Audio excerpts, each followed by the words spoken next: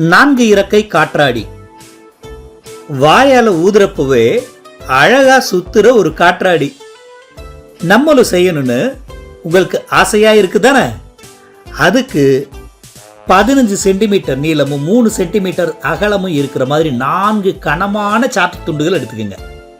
ஒரு சீடி எடுத்துக்கோங்க, 4 மெல்லிய சாட்டு துண்டுகள், ஒரு பிளாஸ்டிக் டப்பா, மரக்குச்சி, ஒரு பட்டன், ரீஃபில், இதெல்லாம் எடுத்துக்கலாமா? 2 ஜோடி கனமான சாட்டு துண்டுகளை கூட்டல் குறி மாதிரி உருவாக்கி இது மாதிரி ஒன்று மேலே ஒன்றா வச்சு ஒட்டி 4 மூளை விட்டங்களை இப்படி மடிச்சு விடுங்க.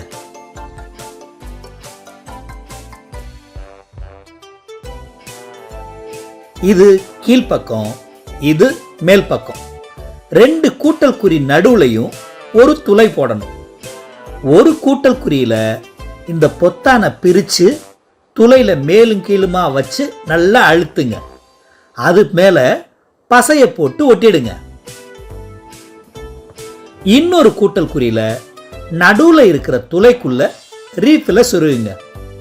மெல்லிய சாற்று துண்டுகளை வச்சு இது மாதிரி 2 கூட்டல் குறியையும் இணைக்கணும். அப்புறம் பழைய சீடியில அந்த பிளாஸ்டிக் டப்பாவையும் குச்சியையும் வச்சு ஸ்டாண்டு மாதிரி செஞ்சிடணும்.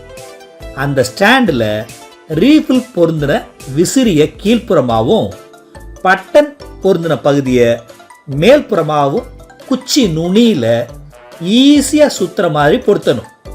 இப்போ சுற்றி விடுங்க. அட சுத்துதே! இதை மின்விசிறிக்கு கீழே வச்சா இன்னும் வேகமாக சுற்றும். ரொம்ப அருமையாக இருக்குதானே?